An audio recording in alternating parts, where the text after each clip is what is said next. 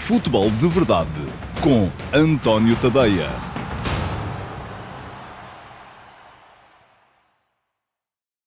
Olá a todos e sejam muito bem-vindos ao Futebol de Verdade Flash para o Futebol Clube Famalicão 0, Sporting 1. O comportamento defensivo foi a chave da vitória, que permitiu ao Sporting alargar para 7 pontos a vantagem sobre o Benfica no topo do campeonato. Os Leões, que tinham marcado sempre pelo menos 2 golos nas últimas 16 jornadas da prova, voltaram a ficar-se pelo tento solitário, precisamente contra o último opositor que os remetera a este 1-0, o Famalicão. Mas, apesar de um final de partida tenso, com bolas a caírem na área de Israel e o recuo no campo para defender a vantagem a convidar ao crescimento do adversário, pouco lhe permitiram no plano atacante.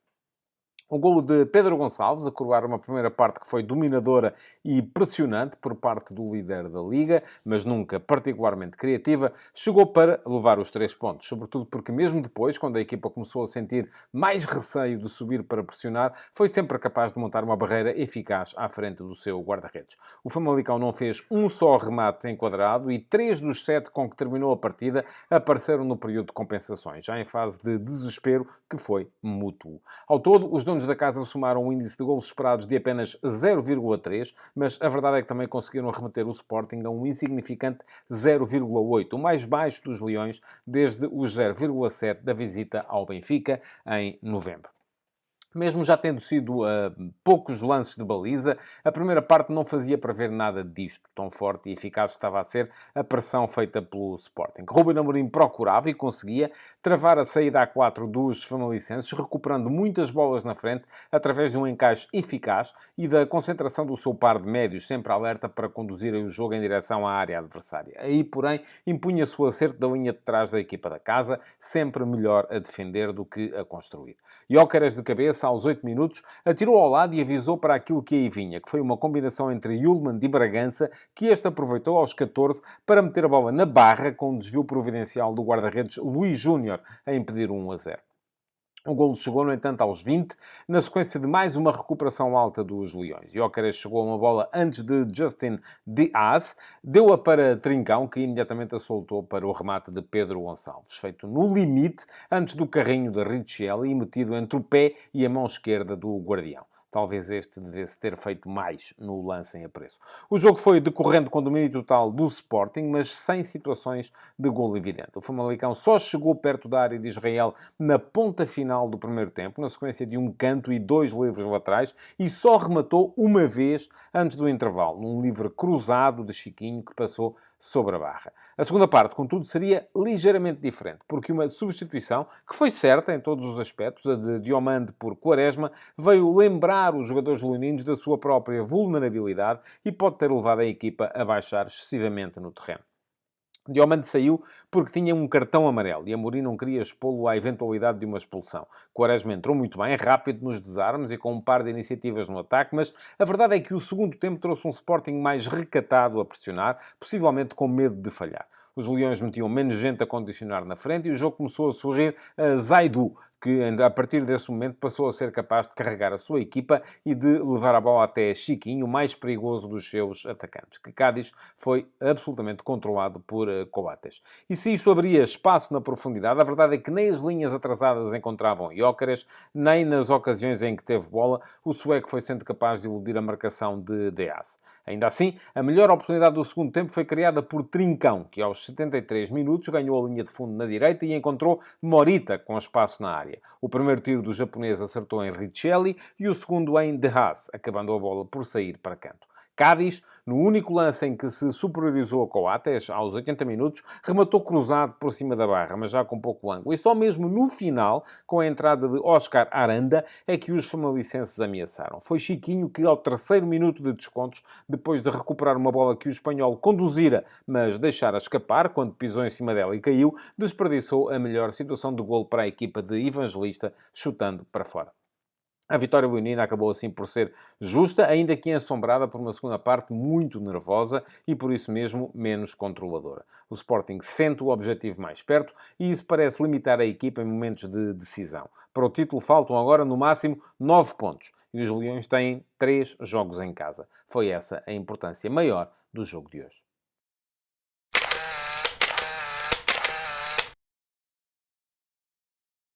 Passemos então à fotografia tática deste Famalicão Sporting. Tanto o Armando Evangelista como o Ruben Amorim fizeram 3 alterações relativamente ao jogo, aos jogos que fizeram na última jornada. No caso do Famalicão, o empate a 2 bolas com o Futebol Clube do Porto, no estádio do Dragão, e no caso do Sporting, a vitória por 4-0 em Barcelos contra o Gil Vicente. No Famalicão, saiu a Miai, que estava castigado. Acabou o Famalicão por optar por deixá-lo de fora, apesar das dúvidas relativas à sua situação. Viu o último cartão amarelo de uma série no jogo contra o Futebol Clube do Porto e não se sabia bem se podia jogar hoje ou não. Pelo simples não, o Famalicão deixou-o de fora e devolveu ao 11 Richelli, que já tinha ficado de fora no Dragão também pela mesma razão. Estava suspenso. Além disso, castigado, este sim, do jogo inaugural, do jogo que não chegou a realizar-se por causa da indisponibilidade das forças policiais, o lateral esquerdo Francisco Moura deu lugar a Martín Aguirre Gaviria. Aguirre Gaviria foi jogar para o lado direito da defesa e foi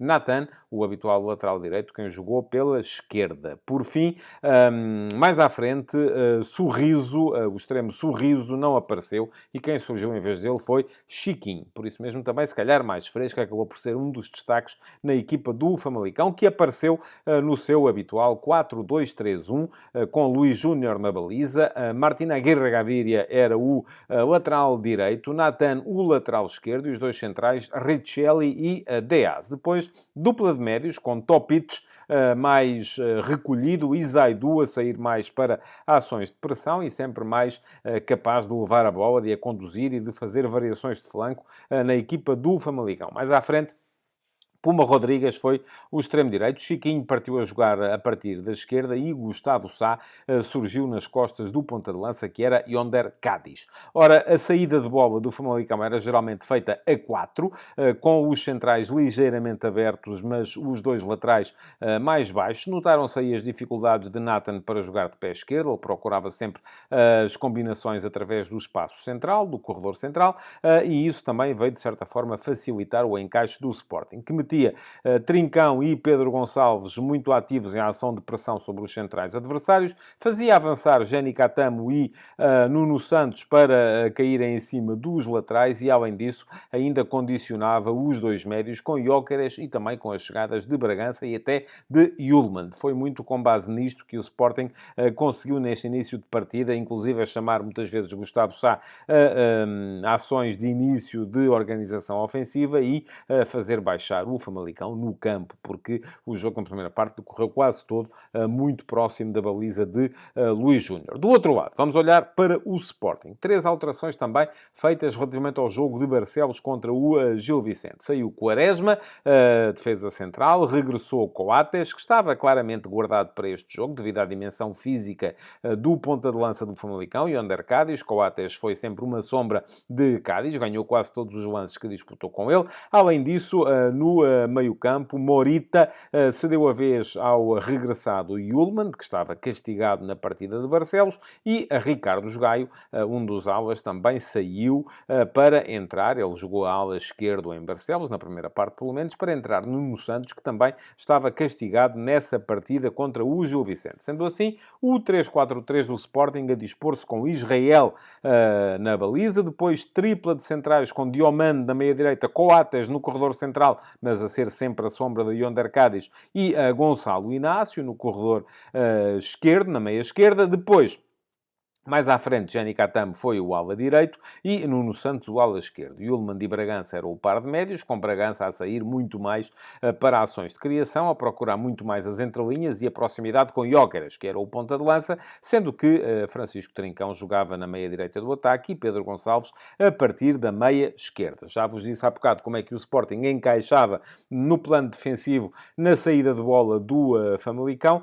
Não tinha receio o Sporting nesta fase do jogo de encarar o 3-3 mais atrás, porque Chiquinho, Cádiz e Puma ficavam muitas vezes entregues a Diomande, Coates e Gonçalo Inácio. Mas aqui, muitas vezes, o Sporting a fazer valer o jogo de antecipação dos seus centrais e também a capacidade dos médios para pressionarem na frente. Ora, foi por causa dos cartões amarelos mostrados a Diomande e a Daniel Bragança na primeira parte que Ruben Amorim fez as primeiras alterações. Logo ao intervalo, Diomande saiu para dar entrada a Eduardo Quaresma, que foi colocar-se também como central pela direita. Daniel Bragança ainda resistiu até ao minuto 68, mas como estava a ser forçado a uma série de ações de recuperação de bola, esse tem sido um dos aspectos em que ele mais tem incrementado a sua valia, acabou Amorim por substituí-lo ao minuto 68, dando lugar a Morita, que foi jogar também na mesmíssima posição em que estava Bragança. Ao mesmo tempo, minuto 68, o Sporting trocou ainda Pedro Gonçalves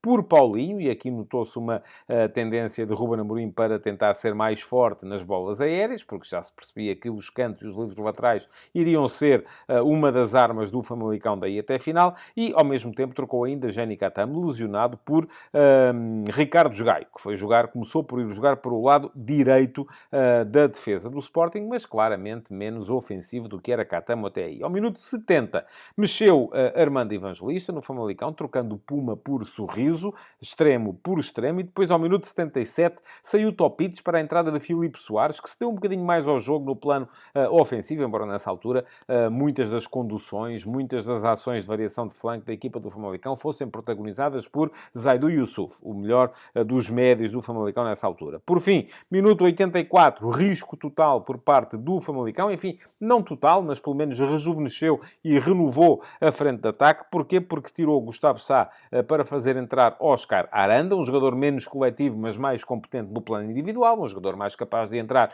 em situações de 1 para 1, e trocou ainda ao ponta de lança com a saída de Yonder Cádiz e a entrada de Danho, que ainda causou ali algum dano à defensiva do Sporting no confronto físico com um Coates já fatigado pelos minutos que o jogo levava. Por fim, ao minuto 86, para se precaver mais ainda no plano defensivo, o Sporting trocou Nuno Santos, um ala claramente atacante, por Fresneda. Fresneda foi colocar-se do lado direito da defesa, e isso levou à passagem de Ricardo Gaio da direita para a esquerda, indo este ocupar, mas com mais cautelas defensivas, a tarefa que até aí vinha sendo desempenhada por Nuno Santos.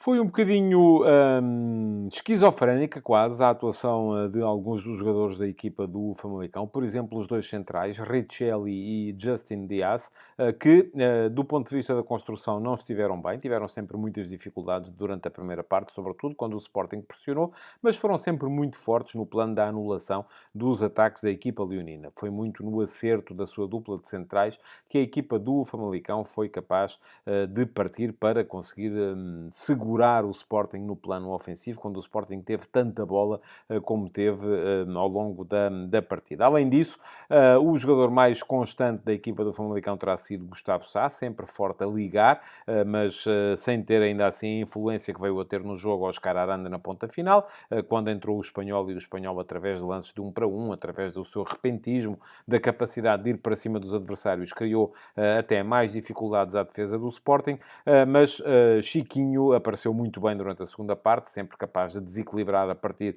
do corredor esquerdo, e Zaidu foi, do meu ponto de vista, o melhor dos chamalicenses, mas também apenas no segundo tempo, quando passou a meter o seu pulmão em campo e a levar a equipa para a frente através de lances em condução, quando também deixou de sentir a pressão tão forte dos médios da equipa leonina. Do outro lado, muito bom jogo de Coates, sempre a controlar Yonder Cádiz, muito forte no plano físico, a impor-se em quase todos os duelos. Foram ainda assim criativos e um oásis de criatividade, Pedro Gonçalves e, sobretudo, o Trincão. O Trincão está ligado ao lance do golo e, na segunda parte, é dos pés dele que nasce a melhor situação do golo do Sporting, mas os dois jogadores mais fortes da equipa foram, do meu ponto de vista, os dois médios. A primeira parte de Yulman e Daniel Bragança é extraordinária, não só em termos de ligação, em termos de posse, como também em termos de trabalho defensivo e de pressão, de capacidade para ganhar bolas na frente. Na segunda parte, Bragança acabou por ver-se um pouco condicionado pelo cartão amarelo que viu demasiado cedo no jogo, ao minuto 43, e Ullmann foi mantendo a sua influência na partida, pelo que foi ele, do meu ponto de vista, o herói deste jogo.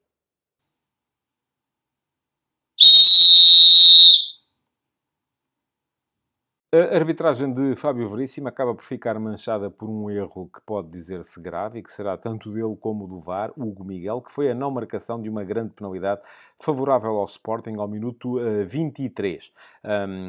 Pedro Gonçalves antecipa-se a Topic, depois deste ter dominado mal uma bola dentro da sua grande área e acaba por ser pisado no pé de apoio pelo médio da equipa do Famalicão. Era penalti, Fábio Veríssimo não terá visto, o VAR também não lhe chamou a atenção. Mas foi esse o erro principal de Fábio Veríssimo nesta partida. Protestaram muito os jogadores da casa pela não amostragem de segundo cartão amarelo a Diomande, mesmo no final da primeira parte. Diomande tinha visto um primeiro cartão amarelo ao minuto 41, quando, abrindo o braço, acabou por acertar até mais no peito do que na cara de Chiquinho, mas tirou dali alguma vantagem o extremo da equipa do Futebol Clube Famalicão, mas houve um abrir de braços claramente excessivo por parte de Diomande na proteção da bola. Depois, ao minuto 43, 2 minutos depois, há uma falta de facto sobre Chiquinho, mas não me parece que fosse falta suficiente para a amostragem de cartão amarelo, nem que fosse o primeiro. E eu sei que, do ponto de vista das leis, o primeiro é igual ao segundo, mas a verdade é que não é. Mas, mesmo que fosse o primeiro, não me parece que fosse lance para amarelo. Chiquinho ia em direção à linha lateral. A falta não é perigosa do ponto de vista da integridade física e, portanto, aceita-se perfeitamente que a Fábio Veríssimo não tenha mostrado ou não tenha exibido aqui um segundo cartão ao defesa central do Sporting. De resto, foi também no plano disciplinar que pareceu mais insegura a arbitragem de Fábio Veríssimo. Durante algum período do jogo, optou por punir sempre com cartões amarelos, sempre que havia toques na cara, mas aquele que foi mais evidente, que foi um de Chiquinho, que inclusive abriu o lábio Jenny Catamo ao minuto 55, passou em claro e acabou por não levar à amostragem de nenhum cartão. Portanto, alguns erros menores e um erro maior de Fábio Veríssimo na marcação de um penalti de Topic sobre Pedro Gonçalves ao minuto 23. Futebol de Verdade